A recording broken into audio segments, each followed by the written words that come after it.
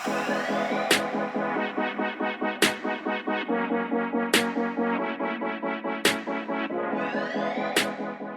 welcome back to the X Podcast.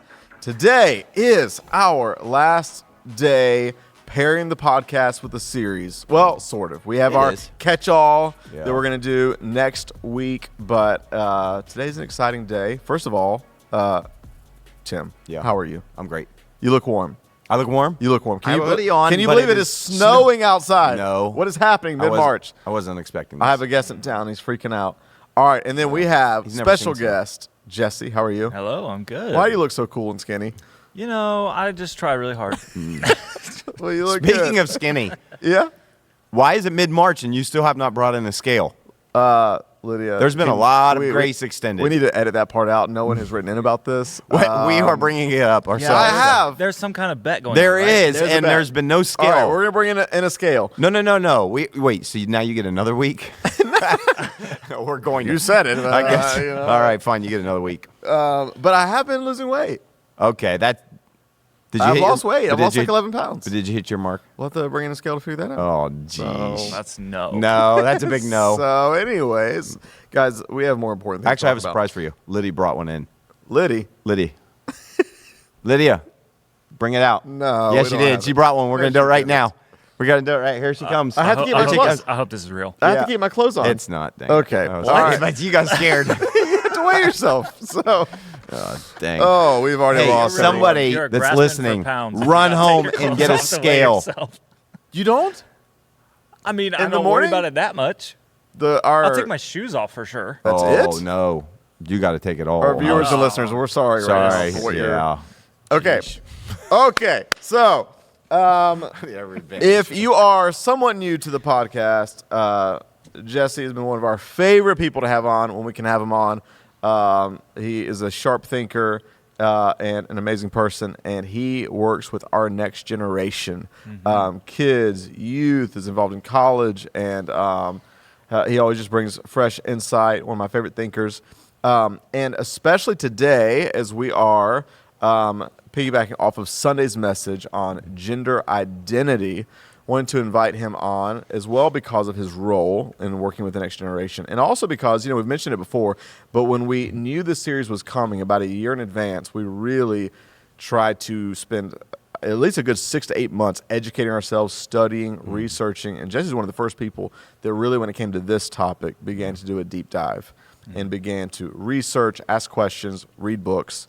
And so, again, if you're joining us, this is week 6 of Pairing Off. It's complicated. We have hit culture wars, politics, racism, abortion, sexuality, and now gender identity. And let me just say, one of the many, we've said it every week, but so many cool stories, so much great feedback. One of the things I've loved as well that you may not know if you're watching or listening is that our podcast family has grown. Like, it has really grown. The views, the listens, the engagement. And can I just say, selfishly, because we think that your voice adds to this conversation, we hope that even as this series ends, you continue to lean in to these conversations that we have every single week. We've been doing this for like 2 years. I think this is like episode 124 or something nuts. Wow. And so thank you for leaning in, being a part of it. But this past Sunday, just to recap, you continued on the framework of the personhood theory of how we have torn apart, attempted to tear apart as a society our bodies from the essence of who we are, and how that has amplified and manifested in the way we've viewed reality, the way we've viewed ourselves. And you spent time rebuilding that, talking about this cultural moment of transgenderism, the hot button topic that it is.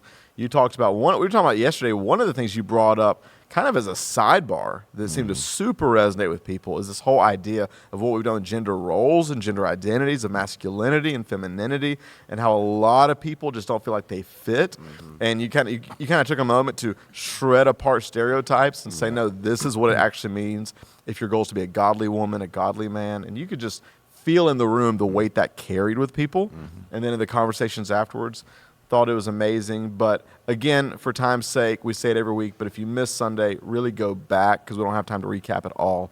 But you did end with basically this thought of waves of compassion, waves of empathy for anyone struggling with gender dysphoria, and cannot even imagine what it's like to be in their shoes. That's the grace part. The truth part is, and it looks complicated, looks tricky for every situation, but the goal is to embrace that the way God wired us, our identity is inextricably linked with our bodies, that we are embodied souls. And part of, quote unquote, if you wanted to be spiritual about discipleship, is asking God to help realign your identity with the way he wired you from the body to the soul, not from the soul to the body. Yeah. Is that a good recap? Yep. Okay. And so, anything you all want to add to that before we jump in? Here's the thing. Can I just say this? This is what shocked me, is I feel like this was the issue that people seem to talk about the most, and people seem to have the most tension going into. They're like, people, I wonder what they're going to say about this, seem to be the most controversy. And yet we have received the least amount of questions on this topic by far than any other topic. It almost feels like, maybe, I don't know if this is a bad way to say it, it almost feels like this topic in society in general has both the most outrage and the most ignorance. Very possible. would that be an okay way to say it? It's definitely, I think, a newer, the way it's been thrust into the spotlight, I think, is a newer conversation for a lot of people. So I'm not even sure a lot of people know how to think about this. Yeah. I would probably put myself in that category. As I said, I was approached, I said in the message like years ago, someone asking me, and I'm like, I have no clue. And so really from this past year of reading books and trying to understand it, I think that's kind of helped educate me a little bit of what people are wrestling with, what people are going through. And anytime you educate yourself about something that you would very quickly or easily be outraged over, you'll find empathy and compassion grow inside of you. And that doesn't mean that it'll necessarily change your worldview in that area, but I think it will change you in the way you view other people. And that's kind of been my hope through the entire series, is that that is something that happens in our community as we learn and we grow together. And so it is kind of fascinating, because we've heard from people who are like, oh, I can't wait till we talk about that. But I've had parents, very first week of the series, I had parents come and go, I can't wait till you talk about gender, because I want my middle school students to watch and see it later.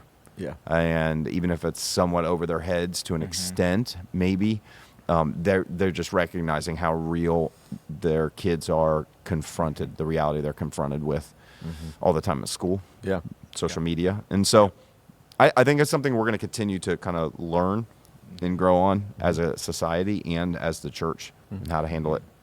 And Jesse, you've been actually doing your own series in youth based off this series. Started, a couple weeks ago? Yeah, we've hit some of the same topics, and actually this coming Sunday, we're going to hit this topic in middle school and high school both. I figured it was wise to let you go first and just kind of piggyback. But even the statistics you shared in last week's message about the growing percentage of teenagers that are in some way, shape, or form identifying in the LGBTQ community is growing significantly, especially in our younger kids. So, well, let's dive in. Yeah. We really have just a handful of questions, and then I kind of want to put Jesse on the spot because of your role and also your research in this area. But we had 3 text questions. One is, and then several that really don't fit into this week that we'll hit next week. But is it okay for me to not feel comfortable with who I am and to be non-binary? Well, kind of a loaded personal question. I would say it would be our hope that you, would feel comfortable with who you are. I think that's, when I say, is it okay for me to not feel comfortable with who I am? So my guess is, though, what that person, I'm just going to assume they're saying is, as they're born with their gender, they don't feel comfortable with their gender, and they're saying, I would prefer to be non-binary. Is that the way you guys are kind of reading that, understand that question? Is it okay for me not to feel comfortable with who I am? Yeah, I almost read it as like, is it okay that I'm wrestling almost? Like, see, that's why I can't tell. That's why if you're asking, first of all, I'd say it's always okay to understand how you feel, and it's okay to feel different, and it's okay to wrestle with that. I think that's a part of this process where a lot of people, they don't feel like we talked about fit into what society and the cultural norms, the boxes they have, and because of that, they immediately are looking for community. They're looking for some kind of identity. They're looking for some way they can feel loved and wanted. And I think sometimes that especially in a younger age, and I don't know the age of this person asking, but this topic tends to be one that younger people wrestle with more than probably older, or maybe they already have when they were younger. And so I mean, I think it's okay to, number one, it's okay to be who you are, and how God made you, even if you don't fit all of the stereotypes and you don't have all of the same feelings and some of the same things like of maleness or femaleness. I think to speak of like how. What do you mean? Can you clarify what you mean? I'm saying that it's okay for you if you feel like I struggle with, say you're born a boy and you say, I really struggle with what it means to be a boy. I don't feel like that. What I'm saying is it's okay to recognize that you feel that way. That's what I'm saying. It's okay for you to recognize that you feel like, because most of what we see around us is what determines what we believe it means to be a boy, what it means to be a girl. So much. This is where you get the whole nature nurture and the argument. But I think so much of our environment is what plays back to us what it looks like to be boy, what it looks like to be girl at a young age. And that's where we see an incongruence. I would argue it's a lot less maybe with some gender dysphoria, but I think for a lot of young people, it's a lot less about, I just don't feel comfortable with my anatomy. It's more, I don't feel comfortable being a boy when I see the way boys are, and I don't feel like that. That's what I think happens a lot with the younger people. And I had this story, this woman that came up to me, and it kind of relevant and fits. And she actually came and shared it with me, and she said, if you want to share this on the podcast, you can. There's a lady that goes to our church, and she works for a nonprofit organization that schools allow her, because of this, to come in and to speak to students about relationships, about family. Like kind of surprising. She was like, "Yeah, I'm surprised that schools allow me to do it." And so she's coming in and speaking of the importance of family and relationships. And she said recently she was at one of the schools and she was doing her session and she was finishing up with her session, wrapping up. And there was this young girl, and again, this is like middle school age. I think she was like 7th grade, 8th grade. There's this young girl, and she said, you can tell that she was struggling with her identity. She had a real short, real kind of butchered haircut. It was like real short cut up, and she raised her hand kind of at the end, and she said, "I think that you need to tell your boss you deserve a raise." And the lady was like, "Well, that's really nice of you, I guess. I'm glad this helped you so much." And she was just like, "No, you're really nice and kind." And when you said that I am valuable as I am, because that was the message she was telling them. You are valuable just as you are. Now, she said that was like the nicest thing anybody's ever said to me. She said no one's ever even said that to me before. Wow. And she said, "I'm trans." And she was like, so you could tell she said that. I've been wrestling with this, and she's never really had anybody say, "You are valuable as you are." Right now. And so she just kind of affirmed that. I'm not getting the story completely right, but she just kind of affirmed it. She said, you are valuable, you're loved as you are right now. And the girl just said, man, that just touched her, it moved her, and she said, that's great. She said, "I'm trans, but I might change my mind in 3 months." Yeah. That's what she said, this girl. And she's like 7th grade. Wow. So it really speaks to, I think, one of the things that, and again, if this person who wrote this in is younger, I want to kind of at least just say we all go through, and I'm not speaking just gender, but we all go through a little bit of an identity crisis from probably 11, 12, 13 until adulthood or more. And so, and I think sometimes with all of the the way pressure from culture and the way we're kind of supposed to be and we don't fit, that are today there's an option, which is to just say, I want to be a different gender, or in the case of non-binary, right? Here's somebody saying, I don't really identify maybe as a boy, and maybe they were born a boy, but I don't really fully identify as a girl. Mm-hmm. So non-binary would be someone who doesn't necessarily fit into either category. Mm-hmm. And so it becomes nebulous. It kind of becomes maybe gender fluid. Mm-hmm. And so I would, again, my response to that would be is that slow down at this thought of trying to identify yourself right now. Mm-hmm. Well, I don't really fit well a boy. I don't really see myself as a girl, so I'm non-binary.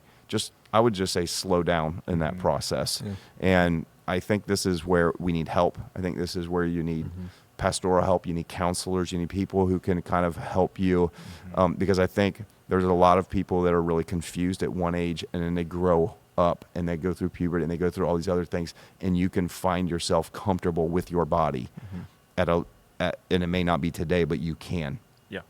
And so I don't know how you would see that question. Yeah. I mean, I think first and foremost, I think the question of, is it okay that I don't feel comfortable? Well, I mean, the answer is yes. Yeah. And maybe they're alluding to well, maybe in church I feel shameful because I don't feel like I fit into my body. And I heard a pastor say one time, it was about a different subject, but it still applies just as good, is that your shame's no good here. Shame's just going to keep you where you're at and take you down a worse road. Yeah.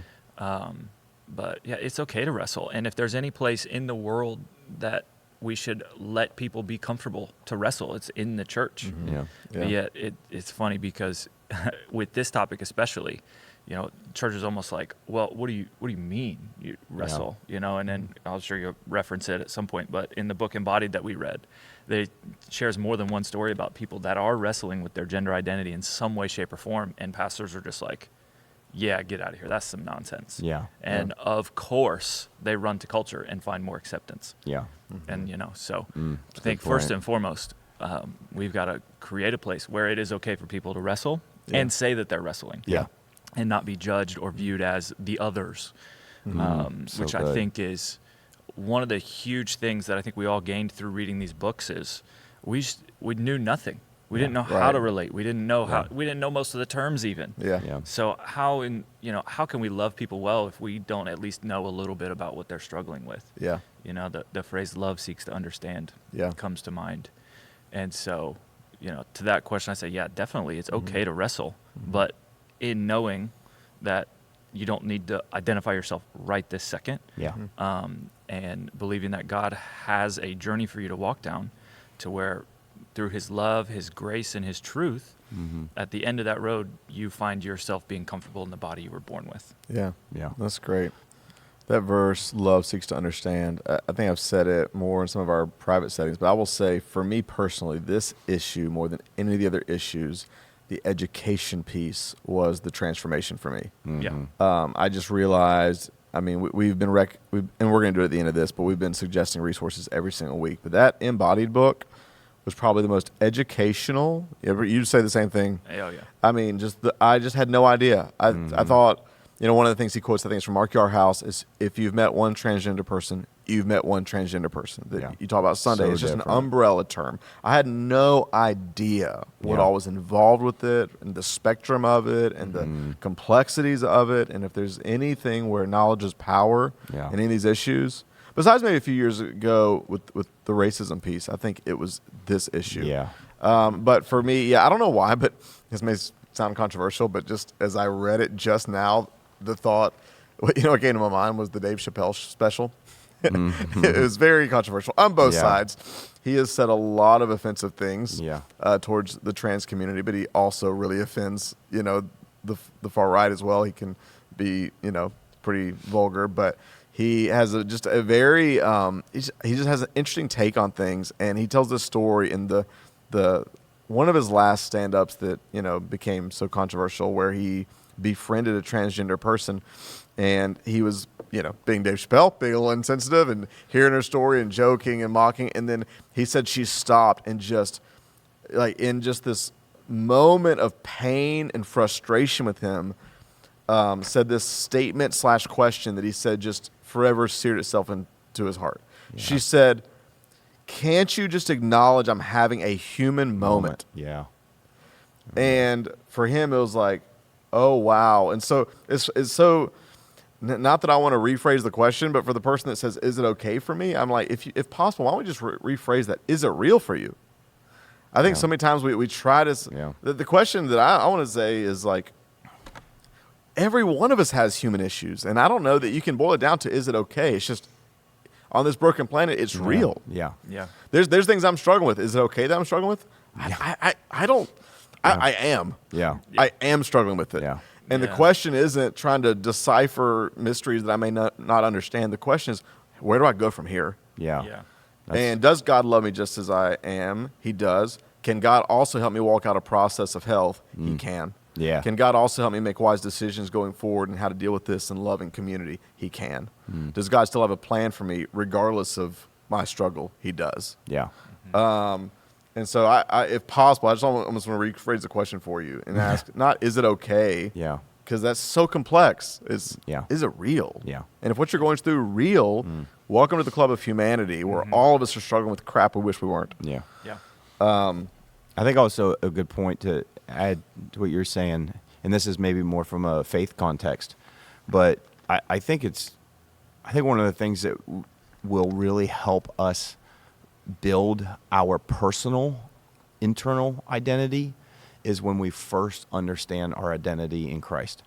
I think that sometimes we're so quick to take and use all these cultural language in terms of, okay, I don't fit here, and so maybe I'm this, maybe I'm this, maybe I'm this. I would say if you're a Christ follower and person who wrote this in, maybe they're connected to our church, I would say first thing you do is seek to understand who you are in Christ and what that means. And that's not about maleness or femaleness. That's about who you are in Christ. But allow that primary identity to inform you of the rest of your identity, is understanding the spiritual reality of whose you are can help you take a step toward a healthy version and a God-intended version of who you're supposed to be. And so I think identity is a huge crisis issue. It's when it's not just gender, it's other things too. We've been talking about throughout this series, and so I think it's just a good place to start. Instead of just going, well, okay, I think I'm this or I'm that, or there's 71 options on Facebook for which identity I want to pick today, or there's customs so that I can make my own, or my two-spirit, am I this, am I that? Instead of doing that, start with what's my spiritual truth and identity, and from that, allow that to inform you of what God really wants you to walk out and how He wants you to look in life. So it's great. That's good. All right, next text question. Pastor Tim mentioned we as Christians should be. Here's what we get down kind of into maybe some of the more controversial, practical. Pastor Tim mentioned we as Christians should be sensitive to the trans community. What does that look like when navigating pronoun usage? Just start calling everybody Z and Zer. Should I not say that? That is one that people may not have heard of. Yeah. This is so reading Preston Sprinkle's book, and I know we'll talk about the embodied.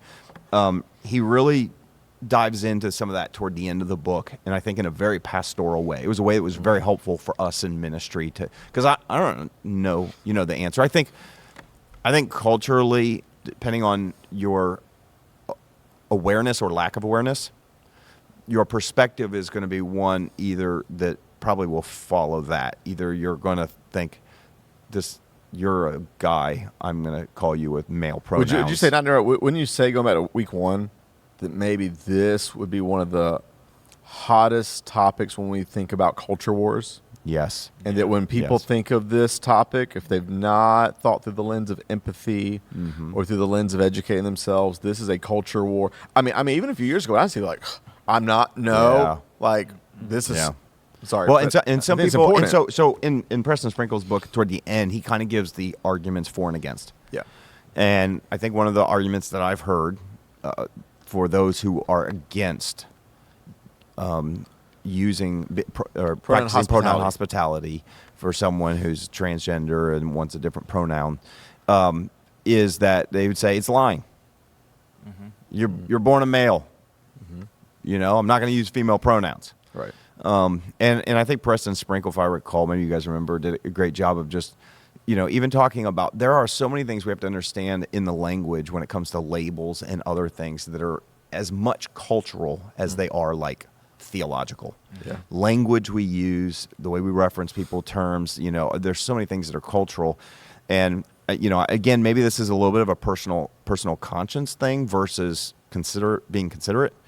But I would just, you know, the more I understand the struggle that some people have, this would fall for me under the category. I would be fine practicing pronoun hospitality. That I see this as a Christ follower. This is me trying to meet someone where they are, like the Apostle Paul, who says, you know, I'm gonna to the Jews, I'm gonna be a Jew. To the Gentiles, I'm going to become like a Gentile, and even he addresses in 1 Corinthians 9 in that passage, right? He addresses the challenge of I'm not going to sin, I'm not going to break God's law, I'm not going to this, but I am going to go as far as I can to meet somebody where they are, so that I can have the opportunity to share with them the message of Jesus. So I don't know why that would be any different. And kind of going back to last week, that one of the arguments you made that this would kind of go back into the power of language as a currency of a relationship. Yeah. Of, you know, Preston Sprinkle argues, he's like, if you want to have an opportunity to share truth, whatever it may be, God's love, so many people are not going to hear you if you won't even speak to them with the dignity that acknowledges who they believe they are, their struggle, et cetera. Yeah. And so I mean, again, I just feel like this is one of those issues that either people don't even think about yet. They're not confronted with, which we are to an extent. I'm seeing it grow in society. I remember going to Bath and Body Works, you know, at Easton, and you walk in and everybody has their name tags on it with their handwritten pronouns they prefer. Yeah. You know, and so I think some people see this as a cultural war issue. And so part of it is like, here's an agenda coming, you know, that's being pushed, and I'm going to resist. Yep. So, and I want to hear your thoughts. You started going down, but I went through because I took so many notes when I first read this book. Because I'm like, oh my gosh, like I feel like I'm learning so much. So here's how I organized, kind of like his thoughts on for and against. Arguments against using pronouns. It would be lying. You mentioned that. Number two, an argument would be a capitulation to an unbiblical and destructive theology. Number three, against, is people would say we're feeding delusion and harming someone instead of loving them. The arguments for pronoun hospitality is it's not lying because pronouns don't always refer to someone's gender, and words and culture change their meaning over time. Anyways, again, all of this he nuances over an entire chapter. There are moments in Scripture where the writers exploit language flexibility. Again, he gives those examples. We don't have time here. And then number three, it's what we just hit. Also, it communicates respect and is necessary for building a relationship with someone if they're ever going to hear what we have to say.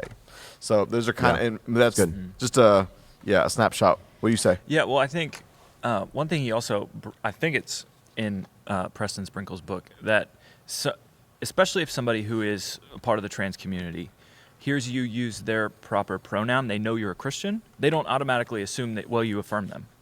Like they understand, and a lot of them would receive it as an olive branch, so to speak. But like, I'm trying to meet you where you're at. And I think, like you said, that's kind of our concern a lot is like, well, if I use their preferred pronoun, am I feeding the delusion? Or am I saying, yep, I agree that you probably were born in the wrong body? And he says, again, if you met one trans person, you met one, but most of them will not receive that as that. They'll really just receive it as, oh, you respect me as a person and respect my experience and my feelings in this moment.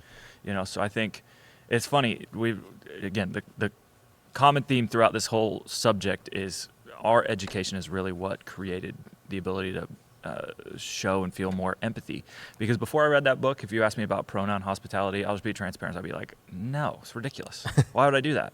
But after hearing stories of real people that have wrestled with this and learning more about the topic and learning more about that it is more than just this agenda or whatever. It's real people that have real struggles. It completely changed my heart when it comes to pronoun hospitality. And I think everybody's got to wrestle with it. You said some of it is a personal conscious thing. But I think what a lot of people, if they're not comfortable using their preferred pronoun, a lot of people are still comfortable using whatever their new chosen name is. I mean, at least that, because names are like, they don't carry the same weight as maybe a pronoun does for someone. But at least going that far, to say, well, I'll at least call you by your preferred name, maybe not your pronoun, as at least a step that as Christ followers that preach love and grace should try our hardest to find room in our heart to do that. That's so good. So you would use pronoun hospitality? I would.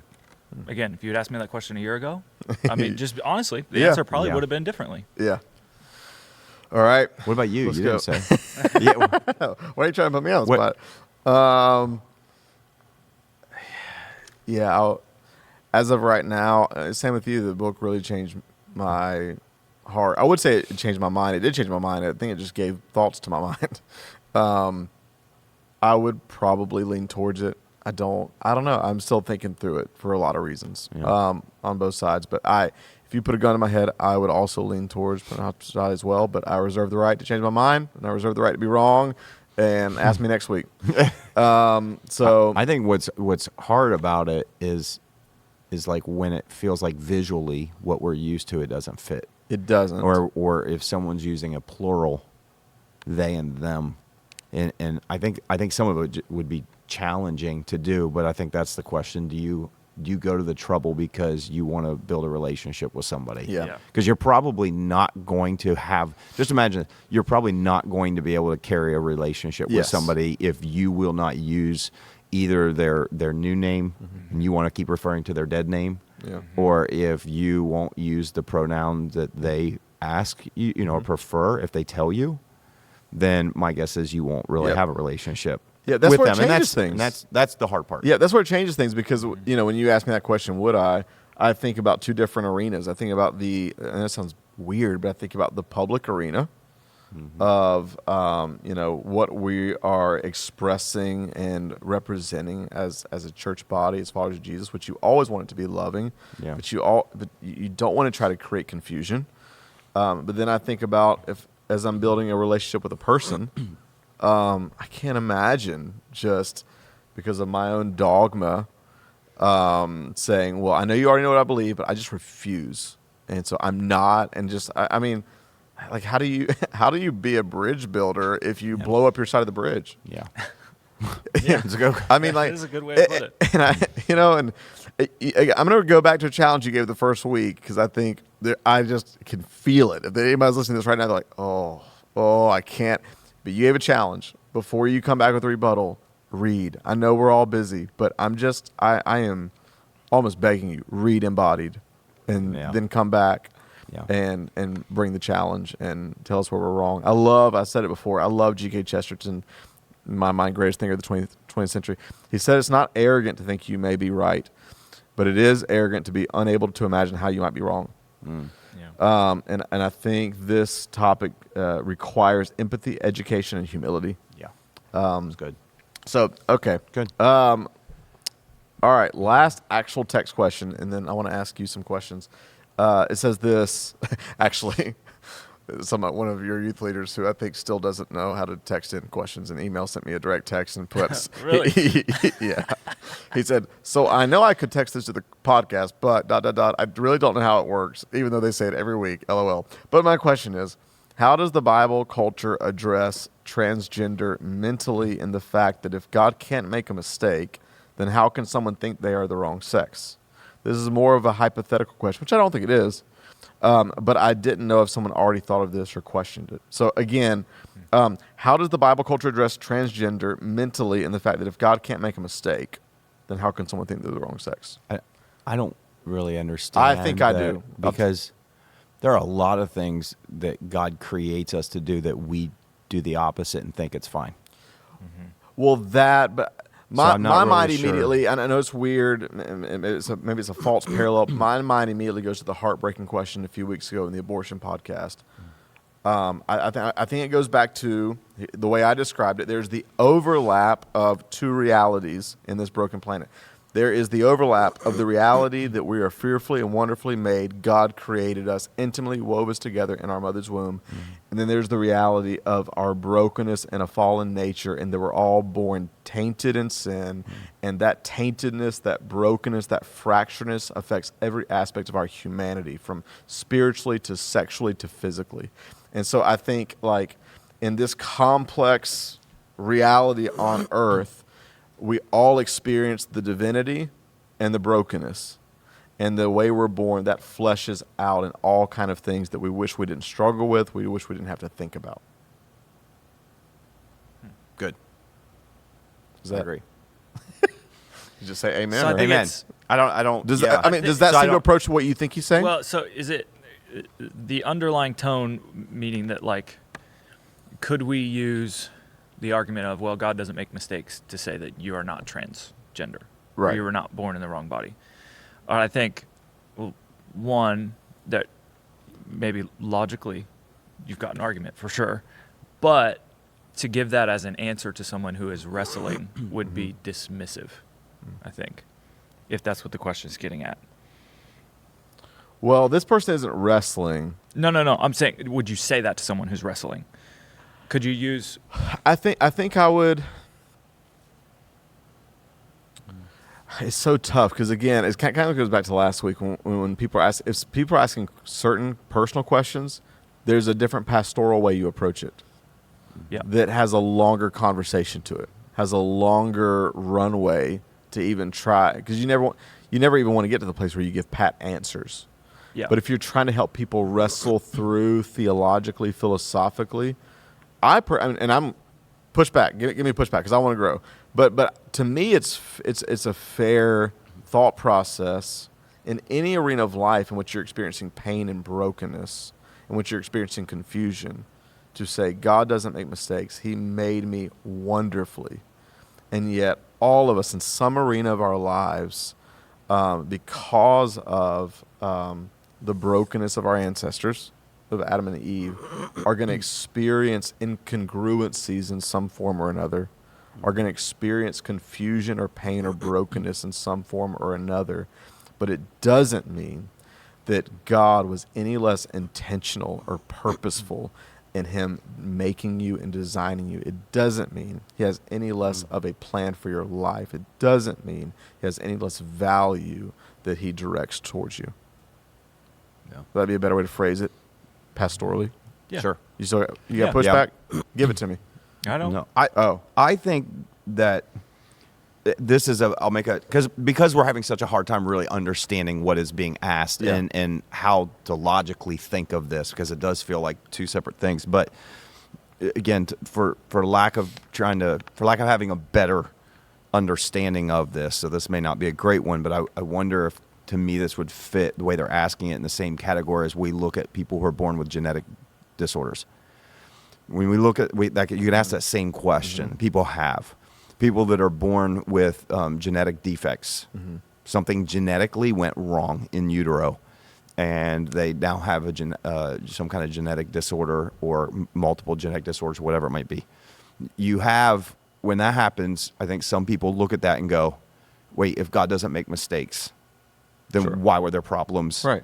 And even that, one of the things that we're now finding, and it was brought up, I believe, the week we talked about abortion, was the whole idea of fixing DNA in utero. CRISPR.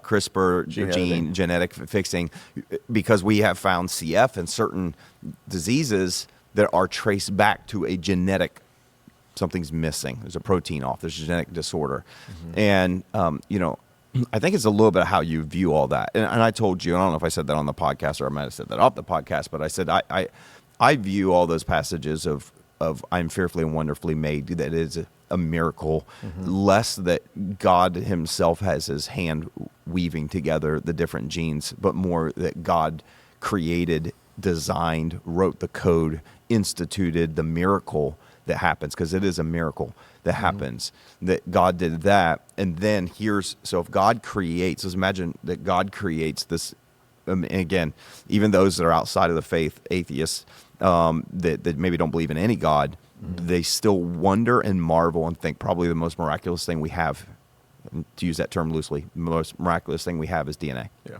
That is the code that informs and builds everything when it comes to humanity, really everything that's living. And so when you have that kind of genetic code that is such a masterpiece in how it's created, however it got here, depending on, I believe God created, it's a designer that writes code. But when you have that, you have this picture of God creating this and then almost giving it to man in the form of seed, Genesis account, and saying, what was the very first command? Be fruitful, multiply, fill the earth. I've created this miraculous process that I've put inside of you. I've given you the certain organs, I've get, the system to be able to do this. Now, what do we have after that? Is we have the fall. We have impact and effect to our environment. We have, you can go back to natural disasters, did something cataclysmic change the environment? We also see the age of humans dropping massively after that. So something changed atmospherically. You have, as well as we've seen with epigenetics, that there's literally change in DNA that can happen due to something traumatic. You can go back and look at what happens at the fall. You can look at sin. You can look at shame. You can look at all those things and wonder, in my mind, I wonder, epigenetics, did it get triggered by sin? Did it get triggered by the fall? Our traumatic experience is something that can alter DNA, that can affect things. And from there, do we have this cascading, building environment of humans that there's not perfection in our world. There's not perfection in utero. So there's it not sounds like perfection in all of that. I'm trying to build I think scientifically a you're trying to theology kind of with science Yeah. to understand how we could maybe come to this question of, if God's perfect, then why does it seem we have things that are broken here on earth? Sure. Does that make sense? That's why I'm trying to address that from a kind of a scientific level. sense. Because the same thing level. is brokenness entered. Yes, but I'm trying to give a scientific reason, because Sure. that's what I think a lot of people wonder when this is like, okay, there's a brokenness and a sin, but how does that account for this young person at 11 years old that just feels like, I'm not a boy, even though I was born a boy? Yeah. Or even with the same conversation when Sure. it comes to homosexuality from the earliest age someone can remember of not having attraction toward the opposite sex. Sure. And so I think I'm trying, what I always want to do, this is maybe the way my mind works, is trying to a merging of understanding where faith and science come together may actually give us answers. Yeah. If we can look with that kind of lens. Yeah, it's good. A lot of people won't. It's like all faith lens, and I'm not going to talk about science, or all science, and I Right. don't want to believe in faith. And it's like, I actually think that there is a place where they meet Absolutely. that gives me better understanding to these kind of questions. Yeah. So I don't know for what's worth, but No, it's good. maybe that. It's good. Okay. Here are the questions that I'm surprised that no one asked. So we're not going to answer, but I'm just going to say them. But Did you see one? I don't know if it updated. Did you see one I put on there? No, I did not. I think a huge one today that really comes up, maybe it didn't refresh, and I have some thoughts on it, but it's transgendered people in sports. There was just recently a collegiate trans woman. This was a recent one. My wife was telling me, so I may not get all the details right. I mess up some of the stories she tells me, but she just recently won, I think, a swimming one. This is not the one from years ago that was the first transgender woman to compete in swimming with other women, but one recently. And I guess this trans woman and another woman tied for first place. And they said, well, we're going to get you both trophies. But then they asked the biological woman, hey, can you let the trans woman hold the trophy and take all the pictures as if she won? We'll get you a trophy, but it looks better for the exposure of this. Oh. And there are, I think, I want to just say it this way. If I'm a woman and I see this whole transgender movement of men who have changed to women but were born with the genetics of a man, and they're factually different. I mean, there's the average height of a man is like 5'9". The average height of a woman is 5'4". Those are facts. Those are not, these are even if not everybody fits into those are the facts. And so that's going to affect things. Sure. And so you could have a trans woman who wants to play in basketball and maybe much taller Yeah. than the other women they're playing with, and there's an advantage to it.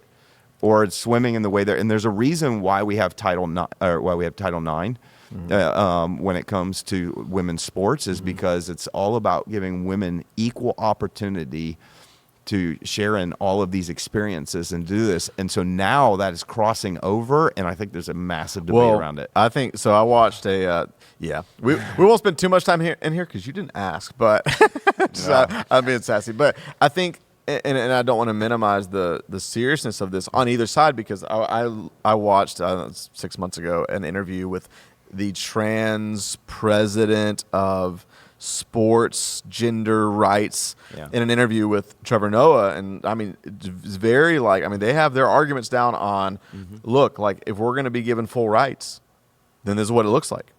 And yet you have, because the other sub conversation of this, and we've talked about this, is that the feminist movement, most of the feminist movement does not like the transgender movement right now because they believe it is interesting to think about the erasure of gender undercuts the movement of women equality. Was it J.K. Rowling right now, who wrote all the Harry Potter series, is being canceled and ridiculed. And I've gone back because, again, I want to be so sensitive. I actually looked to see if she said anything that would, in my mind, would be insensitive towards the trans community. And she didn't. No. But she's making philosophic arguments as someone who's strong on the feminist movement that if we erase what it means to be a woman, how do we still fight for women? There's just so many interesting sub-conversations. We have to be able to define a woman in order to have women's rights. That's what I'm saying. The deepest level. There's a lot of interesting things. I'm surprised there was no questions about bathrooms and sleeping spaces. I'm surprised there's no questions about cross-dressing, which Scripture actually does talk about. Preston Sprinkle goes into this book. It's political. Right now, just even as we've been recording this series and doing our Sunday, there's been another huge sweep of controversy across our nation on banning drag shows. And just again, a whole kind of like far right push against any kind of trans, rights, equality. So there's so much to it. And I just want to say this too. You did a great job of this on Sunday, but kind of going back to last week's podcast, trying to put yourself, if you're a straight person, in the shoes of a gay person. I think it's worth, for empathy's sake, not only to educate yourself, but can you imagine the pain and the fear of actually being someone who feels trapped in their own body and the inner conflict and the turmoil that must come with that? And I mean, you even mentioned the suicide rates, all that comes with it. And so, as we approach this, that's part of, I think, what we're even trying to do is say, what does it look like to seek to understand, to put myself in other shoes? But I want to transition to you. I want to go to you. Okay, but you know what? My slip of tongue aside, here was another thing that I had no idea. So there's 3 types of transitions. There's cultural, there's medical, hormonal, and there's surgical. I had no idea. This shocked me. Was it 93% of people that experience gender dysphoria will never fully cross that barrier into surgical reassignment surgery? Had no, you would almost think, that was just my ignorance. I'm like, well, if they feel this strongly about it, the natural progression, but most never will. That's crazy. And some of it may be cost, some of it may be, a lot of other factors, but I just found that really interesting. I saw one doctor, it was in an article I was reading on the New York Post, that I forget where he was like a head of something at one of these universities. He actually stepped down because he did not agree with the approach they were taking medically in addressing and dealing with people that with gender dysphoria and other things. And in his approach, or what he believed, was that our medical community is so quick to put people on hormones or blockers, puberty blockers, things like that. We're so quick to do it. And he said from what he had seen was once you go on, there's no going off. Yeah, that's not true. I mean, there are, but he also said that once most people go on, they move toward full surgery. So it's interesting hearing that. Hearing that stat that a lot of people, or maybe they haven't. Maybe it's because it's so new in the when it comes to medically and what insurance, because I'm sure it's not cheap to do something like that. Yeah. Whereas in Europe and other places where it has been covered, there have probably been a lot more people. But it's also interesting in certain really progressive places in Europe are some of the places where there's the most detransitioners speaking out and saying this is not a good track we've been on. Yeah. And I also want to point out, I think we need a great deal of empathy for people with gender dysphoria. That is a real thing that people deal with. It affects them physiologically, mentally, emotionally, all of those. So I think it's that.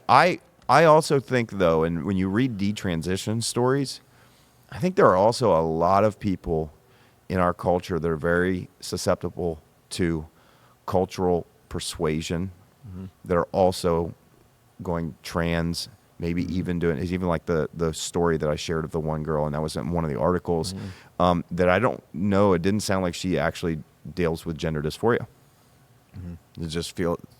I think there's a lot of people that feel like I don't fit, or in her story, Chloe, the one I shared, I just want to be pretty, didn't feel pretty, so said maybe I'd be better off as a boy, and saw how the transgender community was celebrating each other and didn't feel celebrated or loved, and so went down a process, including double mastectomy, and all this at age 16.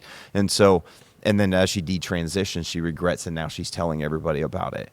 And so I look at her story, and that's a real story. And there are people that have transitioned, and they're still happy they've transitioned. So I don't want to, as Mark Yarhouse says, you met one trans person, you met one trans person. They're all different, but I want us to also at least recognize that the cultural pressure at a young age to even give the option. I mean, one of the things that's been debated, we've talked about this on here, is just the idea of them now creating books and in kids in elementary age in schools of like not pressuring kids to identify with their gender, to like almost give that option. That I just think we're creating a world where there are a lot of people that might go through some really difficult times in puberty and those stages that also might come out of that and be able to be comfortable in their skin. Yeah, it's so interesting. I told you, somebody on Sunday, there's a couple people that based on your last week's message were like, it kind of struggled with the idea that was like, did Pastor Tim kind of imply that people could be born gay? Yeah. And I was like, well, if you look back to what he said, he really just, he said both realities are possible. And I think whether it comes to sexuality or gender, I think the truth is, it's not nature or nurture. It's both. There are people born and from their earliest memories, this is their reality. And then there is, especially right now when it comes to sexuality and gender, there is an increasing culture where of nurture. Where, we'll talk about in a minute, rapid onset, gender dysphoria and all those things. And so it's not an either or. It is a both and. And we like things to be a lot cleaner and neater than they are.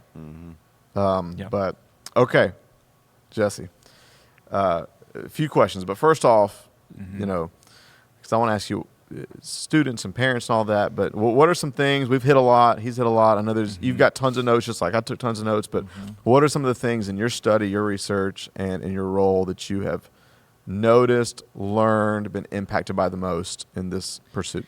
I think a lot of the big things we've probably hit already. I think the big thing for me was to just understand all the terms. I think for us to be able to help people, pastor people through this stuff, we at least need to be able to be halfway educated in talking about this subject. A year ago, if somebody had called me cisgendered, I would have thought they insulted me. But it turns out I'm cisgendered. I'm comfortable in my skin. That's what that means. And so terms are huge. I think understanding the way in which this is, we would have thought this, but to see the actual statistics on how much more this is affecting the younger generation more than any other. And I think Pastor Tim, or Tim, we don't use pastor on this podcast, but whatever. It's weird. I can't call you Tim. It's weird. It does feel weird. But you said it perfectly earlier. Kids in middle school are already going through, for lack of a better term, an identity crisis.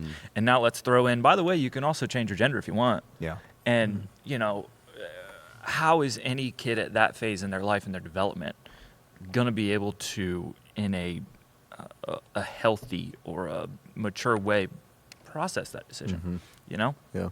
And so, seeing the statistics was super eye-opening. And again, I think the biggest thing that has shifted the way I've thought about it is the phrase, if you've met one transgender person, you've met one. And I think I was looking for it in my notes. I couldn't find it, but Preston Sprinkle has some kind of quote that says, the one-size-fits-all approach needs to be locked away in a box and thrown in the ocean when it comes to this. Because what do you think that is, the one-size-fits-all? well, I think when we as human beings don't relate to something, we automatically like other it. Well, that's them. Oh, I don't get. They do that. Yeah. And you can't do that, especially with this, because the more you read stories, the more you hear detransition stories, the more you hear people that are, non-binary, and you hear their stories and how they arrived at that conclusion. They're all different. And it's easy for us when we don't relate to something to say, well, it's just this. Yeah. Or it's, well, it was the upbringing or whatever. And you just can't do that because at the end of the day, it's just dismissive. Your struggle's not real. It's just, stop it. Yeah. Knock it off. Yeah. And that helps zero people. Right. Yeah. Zero people. And so to understand that we've got to meet people in grace and see their issues as real issues, even if we can't relate to them at all. Yeah. And so, I think those are the biggest things, other than the things we've mentioned already. Yeah. What, I'm just curious in your role with students, even just from a pastoral, getting in the lives of people, what you've noticed or stood out, or any stories of like how this has gone from, we say all the time, this isn't about concepts, it's about people. Do you have any stories or anecdotes of where, oh, wow, this has really come close to home? A few. Aside from maybe my role here, there are people in my life personally that would consider themselves a part of the trans community. And which, to be transparent here, puts me in a weird spot because, I have felt the pressure on one side before all this education to, oh, well, I need to take a stand, right? And it's kind of funny that as Christians, that seems to be where we go. That's the phrase. That I need to take a stand. When in taking a stand, we forget that it's a person. Yeah. We use it almost as a platform to promote our whatever.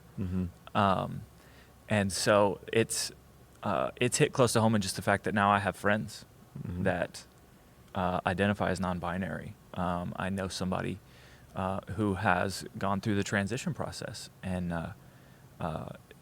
if you don't know somebody yet that has, you will probably soon. And so, which is why I think it's important for us to not bury our heads in the sand and view this as a culture war, as something that we need to push an ideology or prevent some hidden agenda from somewhere, but see these people as real people. But I think when it comes to students and just having some little one-off conversations with them, it's been surprising how many of our kids have been so, we'll say, very discipled by culture when it comes to this topic, to where it is,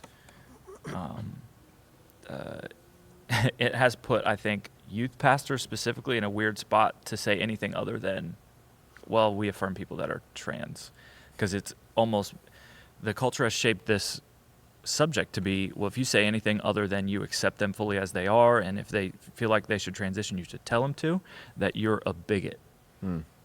And it's been challenging to try and navigate that, because I've had a few one-off conversations with kids, and they're so confused, I think.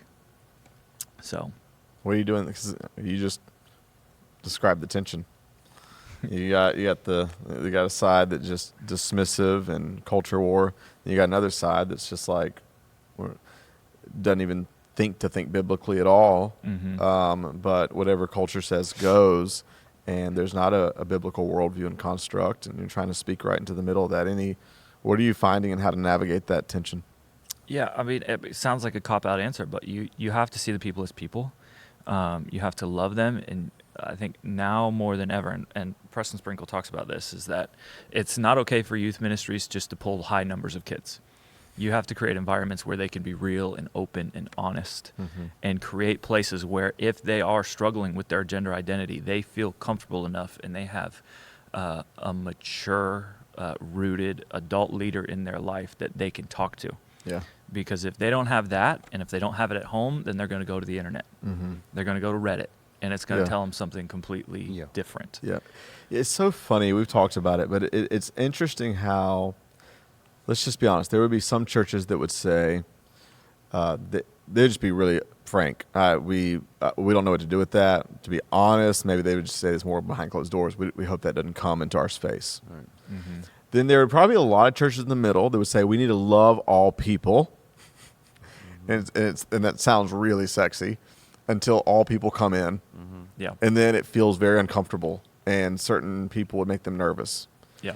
And then Preston Sprinkle, the way he ended his book was, no, if all people, including the trans community, are not flocking to your place, finding the most loving, accepting place they've ever found, you need a heart check. Yeah. And that's a paradigm shift. That's a different framework to not just be like, because I've heard people, and I know they love people, I know it's well-meaning, say, no, I think it's great, I think it's okay that they come, but I'm like, it's okay? Yeah. Or Jesus is actively pursuing them, and we are so grateful. And I just want to say this right here to anybody listening or watching. We are not just okay with, but excited.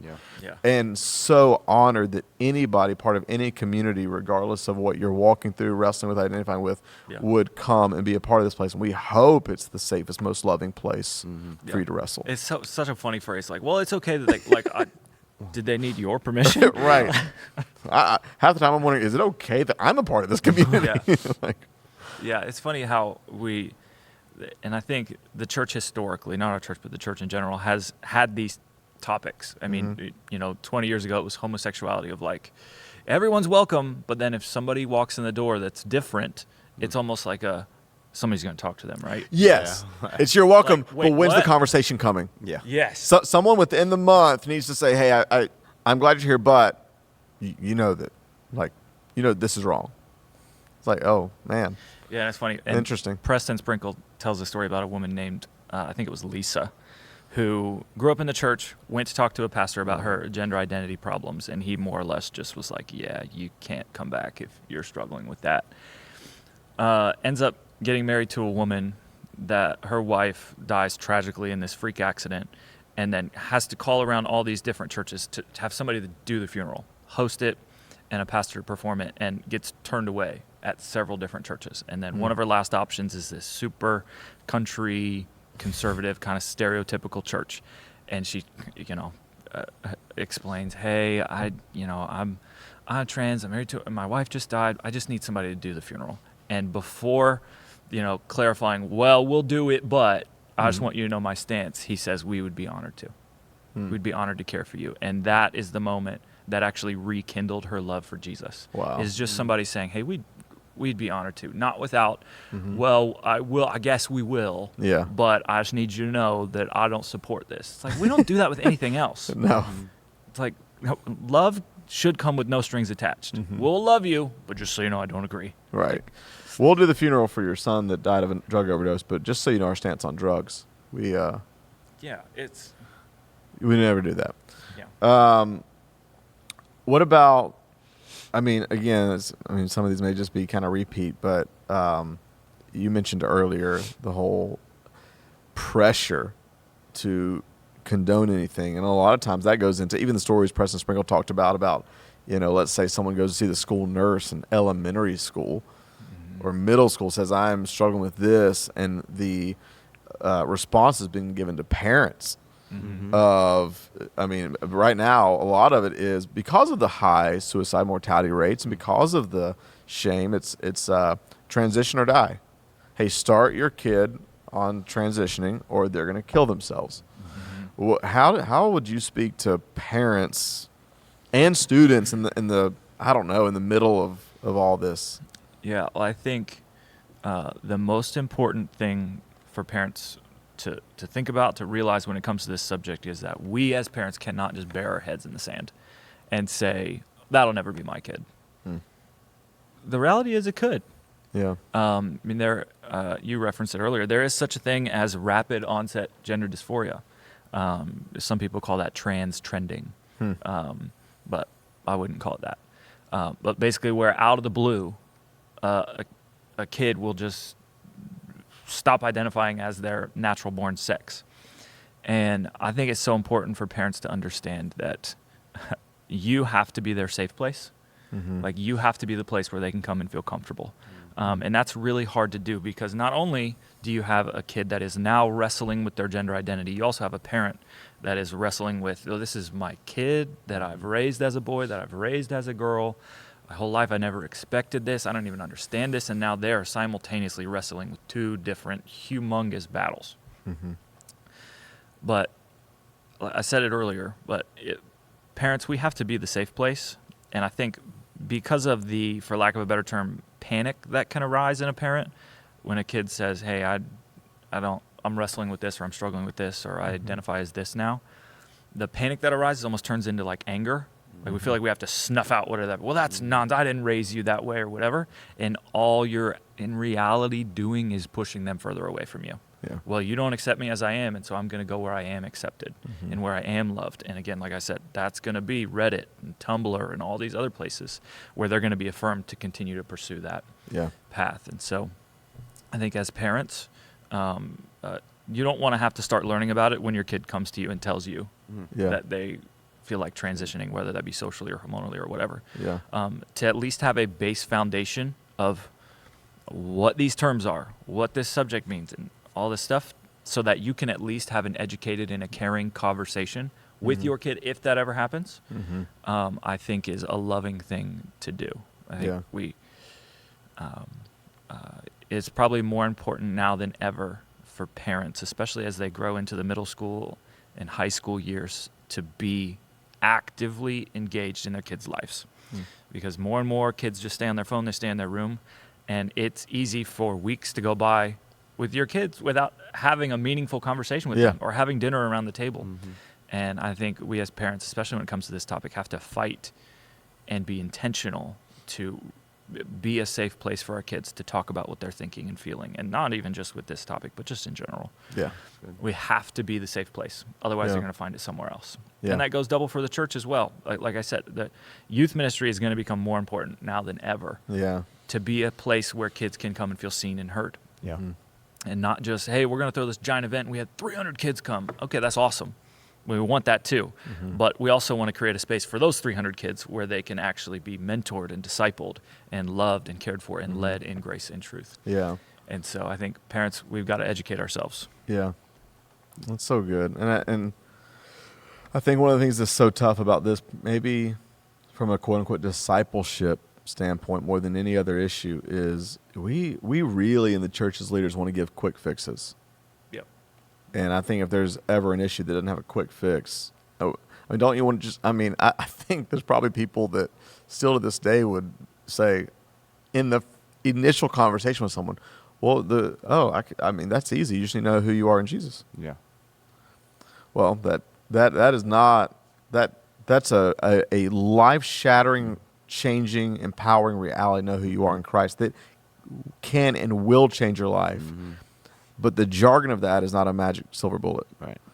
And we just, it's such a complex issue. And I while we're thinking of anything else we want to add, don't want to belabor this, but I wrote out when I was kind of taking notes from this, just some notable quotes from the book that just stood out to me. And I just want to read a couple kind of as we begin to close. This is from Preston Sprinkle's book, Embodied. I love this. He says, lazy accusations don't embody God's kindness. He said, we can get the Bible right, but if we love wrong, we're wrong. He said this, sometimes how we believe is just as important as what we believe. We should reject lazy thinking, unbiblical theories, and convoluted, illogical reasons for what we believe. But if our posture and tone don't communicate love, the content of our ideas will be powerless. He said, we need to make sure we're talking with people, not just about people. He said, non-feminine women are still women. And if these women feel uncomfortable at our women's retreats, then that's the church's problem, not theirs. he said creation and resurrection are the twin pillars of Jesus' ethic. This he was talking about the whole intersex thing. He said, while Genesis 1 certainly assumes various hybrids, and this is kind of what you hit on, of shades of in-betweenness in many aspects of creation, male and female are still the only categories of embodied sex among humans. Humans differ in how they are male and female, but this doesn't mean sex categories exist in addition to male and female. Just so many things. I thought, there's plenty of fodder for outrage, but outrage doesn't change the world. Love changes the world. Yep. Christ died for everyone, but he also had a particular yearning to reach those who had been marginalized and ignored by the majority, and so should we. There's just so much in there, and one story I thought of, and not to be all preachy, but I just thought in terms of hope, because if you're someone, again, I just want to say as part of the trans community, we're so glad that you're a part of this conversation. If you live close enough to be a part of our church, we're so glad. Hopefully, if you're listening to this, you're not, come. We'd love to have you. And we have those in the trans community. They're a part of our community. And we're so glad that you're with us. And I think there's tremendous hope for you. There's tremendous hope because you have a community that loves you and wants to surround you. And there's also tremendous hope because I do believe that God loves us enough not just to love us where we are, but whether we're trans or cisgender or gay or however, wherever we find ourselves in this current moment, God loves us enough to also help us along the journey. Yeah. And there's this story, you probably heard me share this back in the old days of XU201, true story. In the jungles of Colombia, like 4 decades ago, there was a little girl who was kidnapped because there's so much of that happens in Central America, in Latin America, South America. She was kidnapped, left in the jungles as a 4-year-old girl maybe, and stayed that way for 10 years. Ended up, true story of actually being raised by monkeys, was the group of monkeys saw her starving and dying of thirst, brought her in, and she ends up growing up believing she's a monkey. Climbing limbs, there's a whole story, documentary on it, books on it. Real life story of raised by monkeys. And then one day she's like swinging from branches in a tree and something shiny catches her eye from the bottom of the jungle floor. And she goes down to look at it, and it's a broken shard of a mirror. And she looks in it, and for the first time in her life, actually sees a reflection of who she is. Mm-hmm. She goes back to the monkeys, but she can't shake what she's seen. Mm-hmm. She cannot shake the image. And a couple years later, sure enough, she's rescued by humans. Mm-hmm. But those 2 years in between, she had started this process and journey. And I know it just sounds like a preacher story, but it's a true story. And I think the principle of it is one of the most powerful principles we can ever capture in our lifetime, which is that we will live out our identity. And one of the most powerful things that can happen, regardless of if you're trans or maybe you've just spent your whole life in shame or in fear or living out the identity of what someone spoke over you as a kid or a parent or abandonment or rejection or whatever it may be, one of the most powerful things that can ever happen is moments where you catch a glimpse of how God actually wired you and created you and destined you. And that's not a magic bullet if you're in the trans community that fixes anything. We have enough cliches. But I do want to say this, that whatever journey you're on, God purposefully created you and destined you. God purposefully designed you.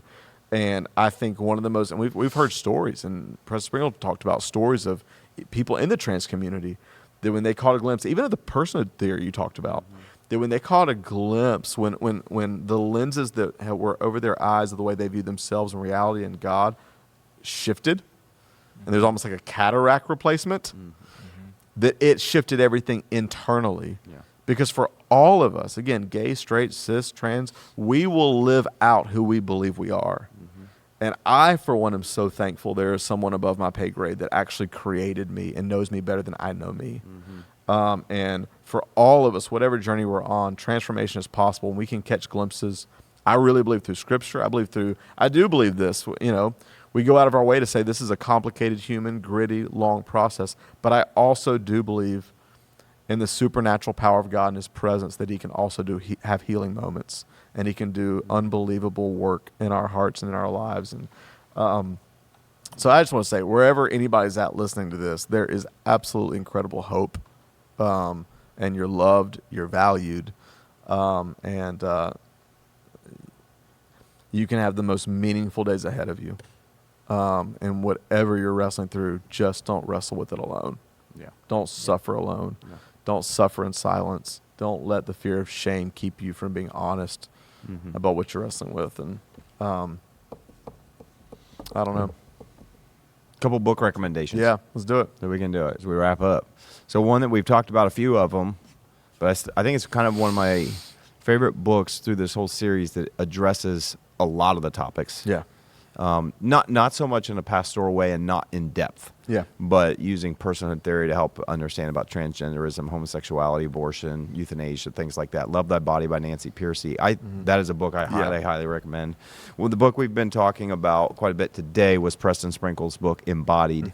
So this was a fantastic book that really helped, I think, all of us. I think not just understand what the Bible has to say, understand the cultural understanding of this, but also how to have the right kind of, I think, posture toward the trans community. I think that really helped.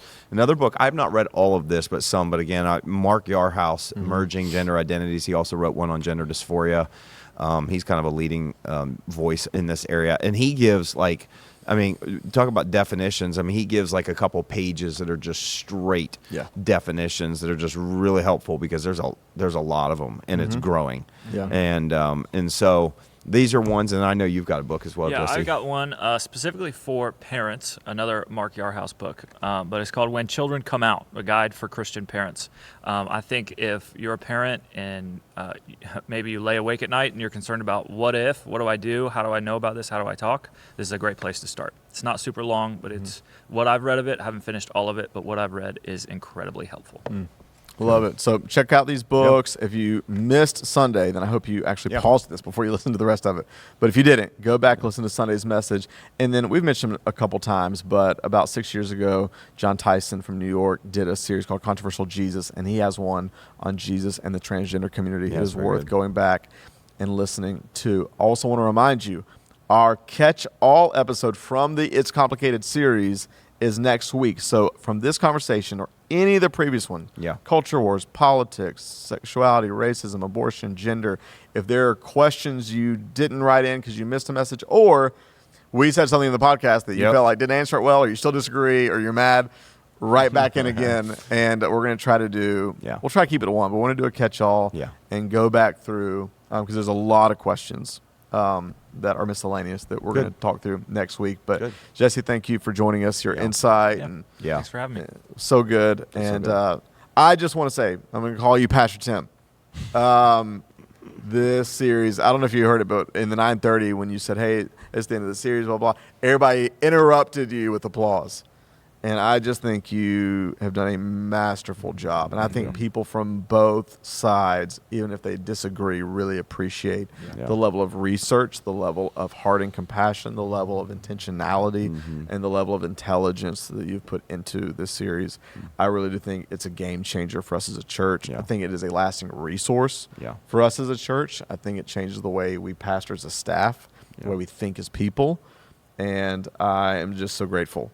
I know it's been a long runway to this series, but I'm so glad that we put in the prep work and the way you led it. I'm so glad we did it. Thank you. And thank you for joining us again. If you've been new to the podcast, X-Podcast family through this series, so glad you've been a part. Hope you stay a part. We're better with your voice, and we love that you're here with us. And if you have any questions, as always, write in, email into podcast@thex.church. That's podcast@thex.church. People struggle with that address. I'm going to say it one more time, podcast@thex.church. There's no .com at the end. There's no .net at the end. There's not .org at the end. It is podcast@thex.church. One more time, podcast@thex.church. I think we did it. We love you. We're so glad that you joined us. And until next time, we will see you next week.